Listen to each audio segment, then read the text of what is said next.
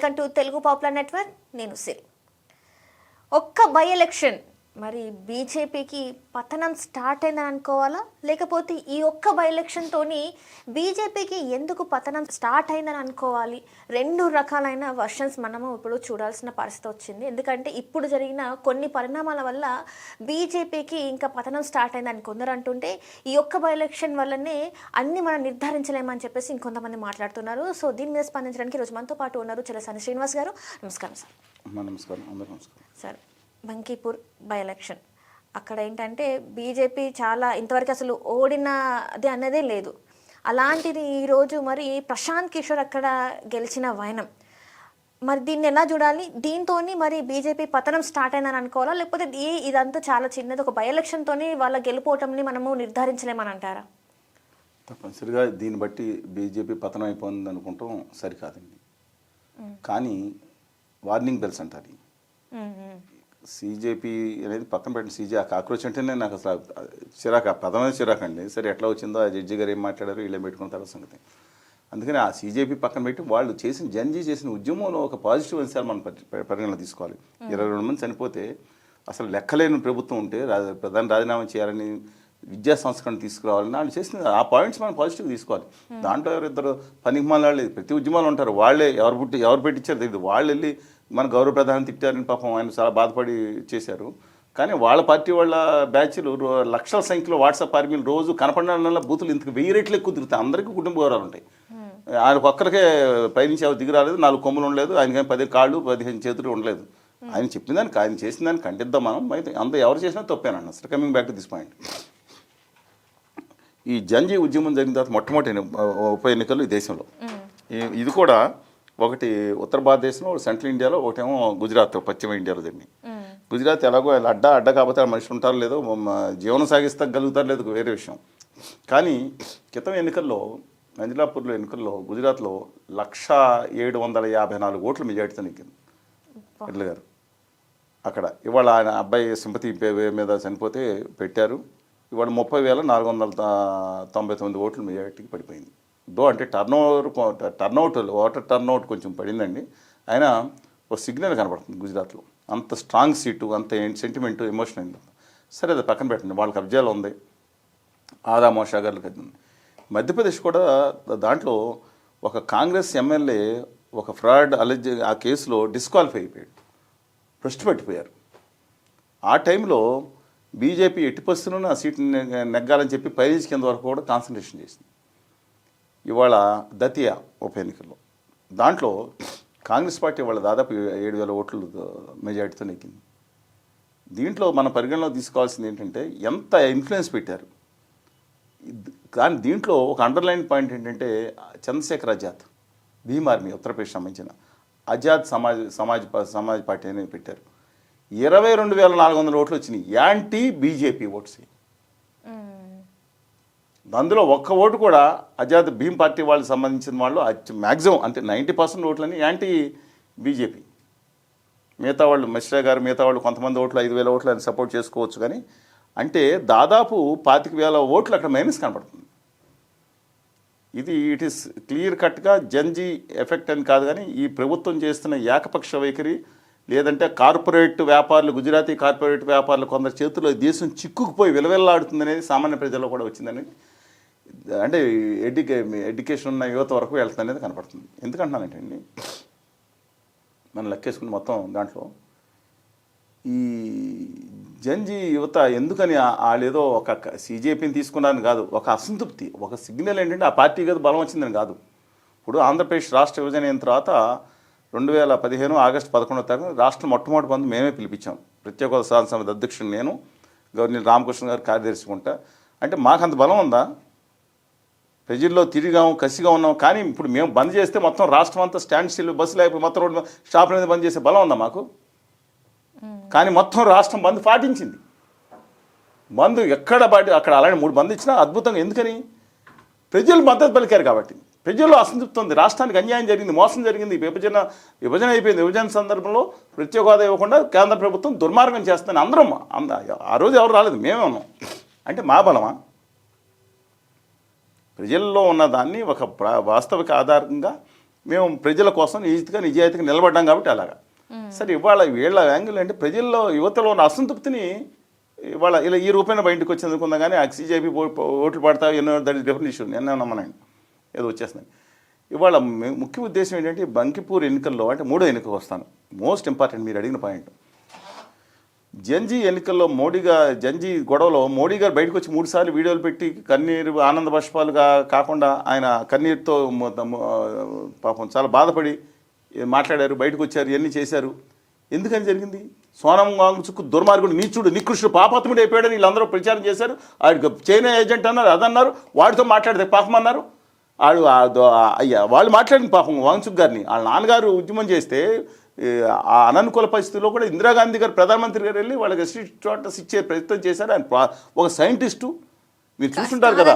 అసలు ఈ patent rights ఏమున్నాయి, అసలు ఆయన ఏం కనిపెట్టిండు, ఏం పేటెంట్ అన్నీ కూడా ఇవాళ పేటెంట్ అనేది ఒక ప్రజలకు ఓపెన్ చేయడానికంటే పేటెంట్స్ రిజిస్టర్ చేసుకోవాలంటే బాగుండేదేమో, ప్రజలకు ఫ్రీగా ఇచ్చేవాళ్ళు. ఇది వీళ్ళంతా పచ్చి వ్యాపారస్తులు, అదాని అండ్ కంపెనీ బ్యాచ్ కదా ఎక్కువ మంది వీళ్ళకి అదే అర్థం అవుతుంది. 24 గంటలు ఆ బ్యాచ్ అర్థం అవుద్ది.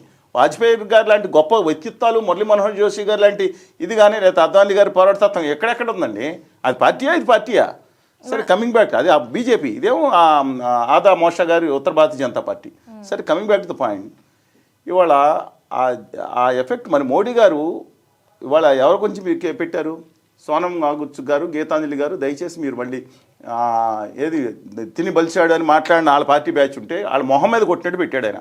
సిగ్గు ఉండాలి వాళ్ళకి. ఇప్పుడు మోడీ గారు గౌరవ ప్రధానమంత్రి గారే తిరిగి మీరు పూర్వ పొజిషన్ రావాలి, వేడి తగ్గిపోయారు మీతో అని చెప్పి మంచివాడు.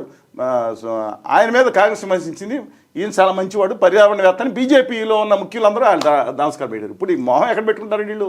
మరి ఇంతమంది వీళ్ళందరూ మాట్లాడారు కదా సార్. మరి అదే మరి నేను చెప్పి అంటే వీళ్ళకి నా స్వతంత్ర వ్యక్తిత్వం లేవు. తర్వాత కాక్రోచ్ జనతా పార్టీ అనేది విదేశాలు ఏదంటే భోజనాలు కూడా చైనా పాకిస్తాన్ భోజనాలు పెడతారు తీసుకొచ్చి పెట్టారని చెప్పి. అదే ఎవరో కొంతమంది ఎవరో ఆ దాంట్లో ఎవరో చెత్త బ్యాచ్ ఉండొచ్చు. పెద్ద దాంట్లో బీజేపీలో దేశద్రోహులు లేరా అండి? అక్కడికి వెళ్ళి వాళ్ళకి ఇచ్చిన వాళ్ళు బీజేపీ ఉన్నాళ్ళు, పాకిస్తాన్ చేసిన లేరు, అన్ని పార్టీలు ఉండొచ్చు, మంచి వాళ్ళు కూడా ఉంటారు, బీజేపీని ఎందుకుంటారు. అలాగే దాంట్లో కూడా పాపం జేరి రాళ్ళు ఎవరు సప్లై చేశారు అదో గొడవ. వాళ్ళు చేరి పోలీసుల మీద రాళ్ళిస్తున్న దుర్మార్గం, పోలీసులు తిరిగి రాళ్ళిస్తారు అని చెప్తున్నా. సరే మనం టాపిక్లోకి వస్తే ఇది ఫస్ట్ టైము బంకిపూర్ ఎన్నిక. ఎందుకంటే ప్రశాంత్ కిషోర్ గారు మాయల మరాఠీలాగా ఎన్నికల మాయల బిహారీ, టక్కు టమాల్ గజకర్ణ గోకర్ణ ఇంద్రజాల విద్యలని ప్రదర్శించాడు. కోడి కత్తి తీసుకొస్తారు, కాళ్ళకి కట్టిస్తారు, కులమత అన్నీ వాడుకుంటారు.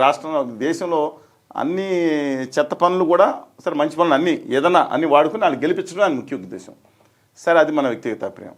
సరే కంబ్యాక్ అక్కడ జనస్వరాజ్య పార్టీ పెట్టి మన ఎన్నికల్లో పోటీ చేసి మొత్తం ఓడిపోయారు. చాలా చోట్ల డిపాజిట్ పోయినాయి, కొన్ని చోట్ల డిపాజిట్ వచ్చింది, కొన్ని చోట్ల భారీ పార్టీ ఇచ్చారు 5%. ఇప్పుడు ఎప్పుడైతే ఈ సీట్ అండి మీరు చాలా గమనించండి, ఇది పాట్నా వెస్ట్ సీట్ 2010లో పేరు మారి బంకిపూరే కింద అయింది.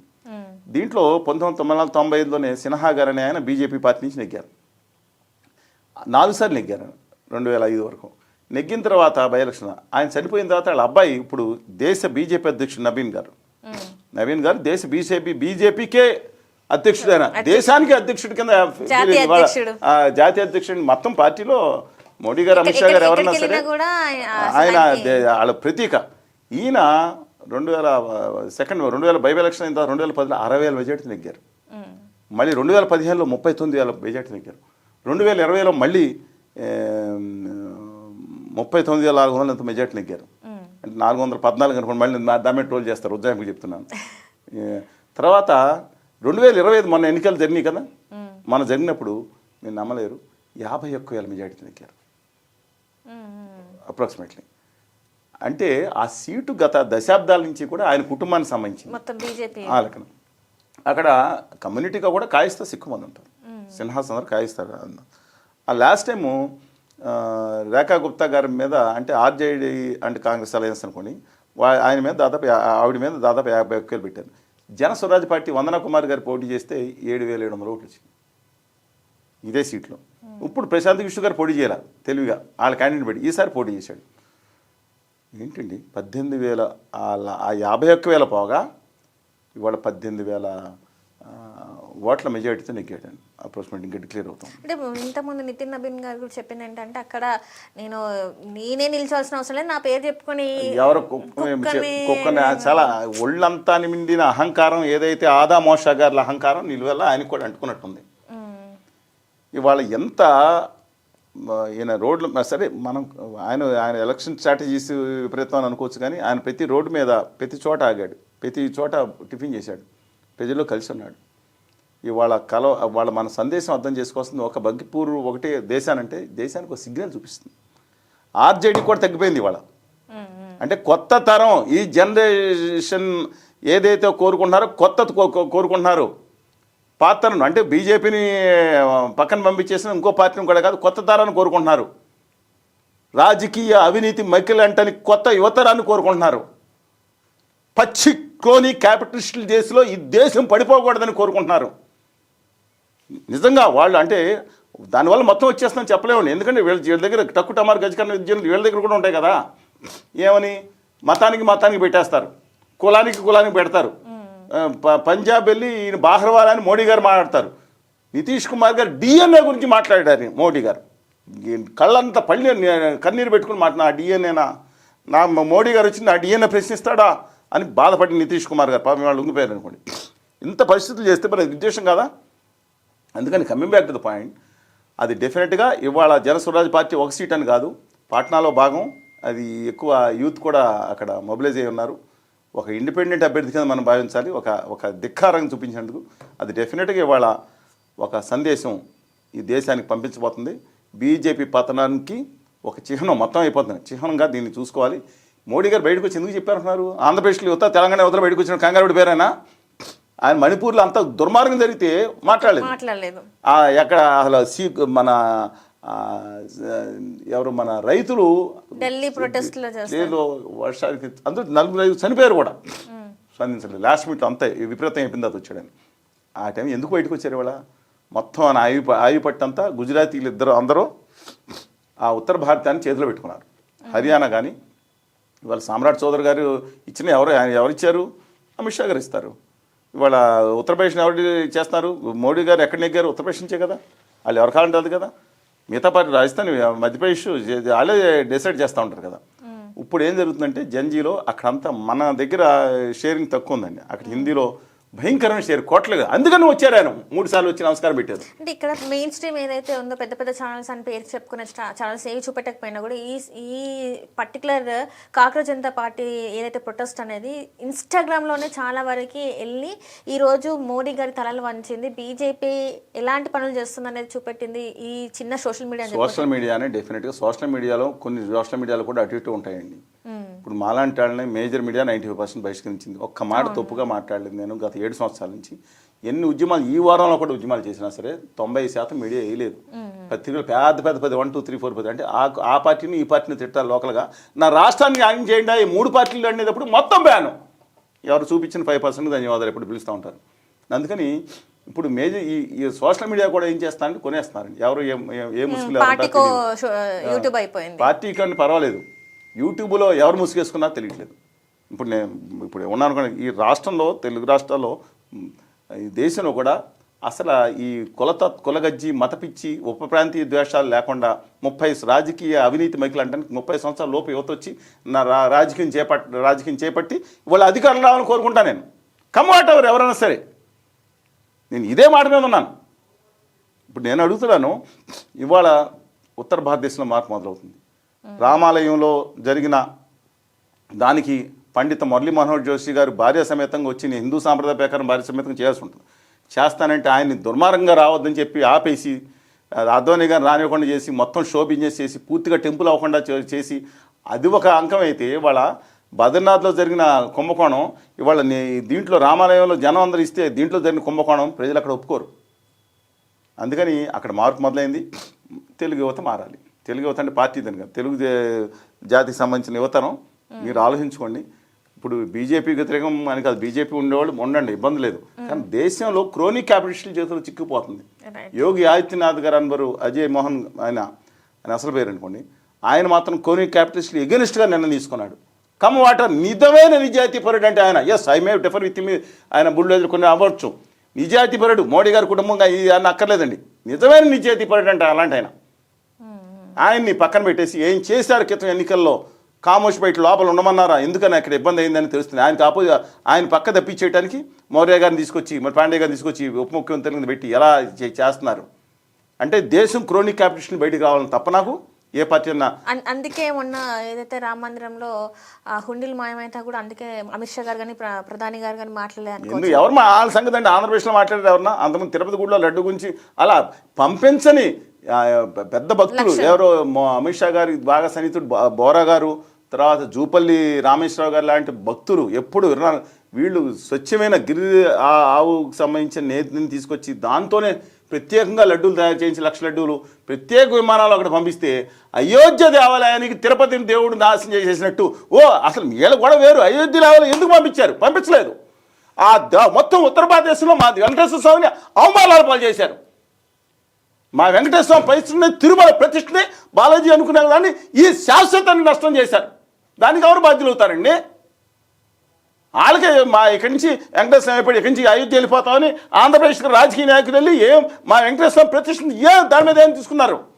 ఓట్లేసి భజన చేస్తా హీరోల కింద కొలుచుకుంటా కాళ్ళు మొక్కుతున్నారు ఇవాళ. అందుకని నా ఉద్దేశం ప్రకారం వాళ్ళ డెఫినెట్గా తెలుగు రాష్ట్రంలో 14 కోట్ల మంది తెలుగు ప్రజల్లో 3-4 రాష్ట్రాలు ఉండొచ్చు, యువతలో మార్పు రావాలి. అది పార్టీలకు వ్యతిరేకంగానే అంటలేదు, ఈ క్రోనీ క్యాపిటలిజానికి వ్యతిరేకంగా వాళ్ళ చేతుల్లో దేశం పడిపోయింది. ఇవాళ ఆర్ఎస్ఎస్ కూడా ఒకరి చేతిలో ఉండే పరిస్థితులకు వస్తుందా? అంటే ఈ బంకీపూర్ బై ఎలక్షన్ ఏదైతే ఉందో రేపు రేపు ఉన్నాయి అక్కడ అంటే ఉత్తరప్రదేశ్లో ఎలక్షన్స్ కొన్ని 2027లో ఎలక్షన్స్ ఉన్నాయి. ఎఫెక్ట్ పడే అవకాశం ఉందంటారా? రామాయణ ఇది సిగ్నల్, కానీ దాని మీద కావాలంటే వీళ్ళ దగ్గర చాలా ఉంటాయి కదా. చైనా చెత్త చైనా ఒకటి, దిక్మాల పాకిస్తాను, ఏం గొడవలో తర్వాత ఏం జరుగుతాయో మనకేం తెలియదండి. ఇది అదో చెత్త దేశాలు. తర్వాత ఎప్పుడు కావాలంటే అప్పుడు వీళ్ళు ఎమోషన్స్ పెంచే అవకాశం ఉంటుందా, లేదా మత చిచ్చు తీసుకొస్తారా, ఉపప్రాంతి తీసుకొస్తారా, లేదా దేశద్రోహ చిచ్చు తీసుకొస్తారా? అందరూ చేశారు ముద్ర. బాధపడిపోయిందండి. మాట్లాడితే దేశద్రోహి, హిందూ మతద్రోహి, 24 గంటలు బూతులు తిడతాం. ఇదే మతం నేర్పించింది. మనం ఆ ధర్మం మనం నేర్పించింది, హిందూ ధర్మం నేర్పించింది ఒక గొప్ప ఆధ్యాత్మికవాదం. బూతులు తిడతాం నేర్పించారా? కులాలు బట్టి తినటం నేర్పించారా? అది హిందూ మతం గొప్పతనం. ఎవరండి వీళ్ళు కొత్తగా వచ్చారు? Absolutely wrong. Let us wait and see. ఇంకొక అంటే వీళ్ళ టక్కుటమార్ గజకర్ణ గోకర్ణ ఇంద్రజాల విద్యలు కనుక కాకుండా ఉంటే డెఫినెట్గా ప్రజల్లో మార్పు వస్తుంది, కొత్త తరం వస్తుంది. దీనికేమో ఈ మధ్యన అమెరికా కుట్ర అంటున్నారు. అమెరికా అధ్యక్షుడు ట్రంప్ గారికి వెళ్ళి ఎలక్షన్ ఏజెంట్గా పనిచేసి 140 కోట్ల దేశ ప్రజల పరువు ప్రతిష్టల్ని అమెరికా పాదాల చెంత, ట్రంప్ గారి పాదాల చెంత పెట్టింది ఎవరు? ఈ దేశ చరిత్రలో, ప్రపంచ చరిత్రలో 10 లక్షల జనాభా ఉన్న స్వతంత్ర దేశం వాళ్ళు కూడా నాయకుడు వెళ్ళి ఎలక్షన్ ఏజెంట్ కింద పనిచేయలేదు. వాళ్ళు చెప్తారా అమెరికా గురించి? వాళ్ళే గొప్ప. గూడు కట్టారు కదండి ట్రంప్ గారికి. ఉత్తర భారతీయ జనతా పార్టీ మోడీ గారి భక్తులు అందరూ మోడీ గారిని పక్కన పెట్టి ఆయన అక్కడ పెట్టి గుడ్లు కట్టుకున్నారు కదా, పూజించారు కదా. ఆయన తిప్పి గుజరాత్లో తిప్పి 3 లక్షల మందితో ఊరేగించారు కదా ఔరేక్ బాట్ ట్రంప్ అని. ఏం మాట్లాడతారు వీళ్ళు? మురళీ మనోహర్ జోషి గారిని కూడా విమర్శించేవాళ్ళు అయ్యారు వీళ్ళు. పండిత మురళీ మనోహర్ జోషి గారిని బీజేపీ వ్యవస్థాపకులైన కోనీ క్యాపిటలిస్టులు కాదు, పండితుడు. Let us wait and see. Right. Thank you so much. నమస్కారం.